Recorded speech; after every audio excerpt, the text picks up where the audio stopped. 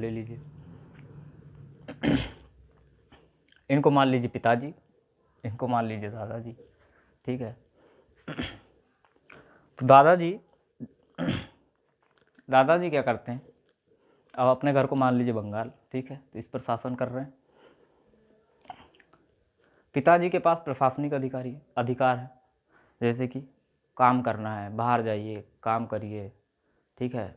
इससे फिर जो भी आर्थिक या वित्तीय जो भी धन संपदा आती है तो अंततः दादाजी के पास रहती है, ठीक है। दादाजी इसका देख रेख कर रहे हैं, इनको उससे मतलब नहीं कि क्या काम कर रहे हो, कैसे कर रहे हो, ठीक है। आपको इनको चाहिए पैसे, इनके पास लाके पैसे दे दिए आपने, ठीक है। तो ये तो हो गई आम जनजीवन की बात।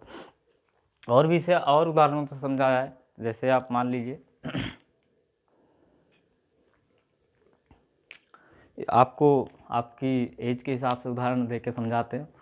जैसे मान लीजिए इसको कोई लड़का या लड़की मान लीजिए, लड़का मान लीजिए ज़्यादा अच्छे से समझ आएगा। इसको उसकी एक गर्लफ्रेंड मान लीजिए, ये दूसरी गर्लफ्रेंड है, ठीक है। सब अपने अपने अधिकारों की बात करते हैं, सबको अपना अपना हित चाहिए, ठीक है। तो एक साइड हो गई एक गर्लफ्रेंड, दूसरी साइड दूसरी गर्लफ्रेंड। इसलिए बोला जाता है कि भाई गर्लफ्रेंड एक ही बनाइए। देखिए गर्लफ्रेंड रहना गलत बात नहीं है, गर्लफ्रेंड रहनी चाहिए, एक ही रहे तो ठीक है, क्योंकि एक को झेलना काफ़ी बोझिल हो जाता है, तो आप समझ रहे होगे। तो दो गर्लफ्रेंड है, दोनों अपने तरफ से खींचातानी कर रही है। इनके खींचातानी में ये पीसता है बेचारा, ठीक है, ये पीसता है, इसकी हालत ख़राब, आर्थिक रूप से ख़राब, सामाजिक रूप से ख़राब, मानसिक रूप से ख़राब, परेशान है बेचारा, ठीक है। तो आप ऐसे समझ लीजिए। या फिर आपको एक उदाहरण दे के समझाते हैं लोकतंत्र के माध्यम से।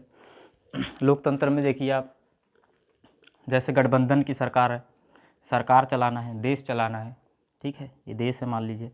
तो गठबंधन की सरकार में क्या होता है कि सरकार दो पहियों पर खड़ी है। जैसे दो पार्टियों के बीच गठबंधन हुआ है तो दो पार्टियों पर खड़ी है।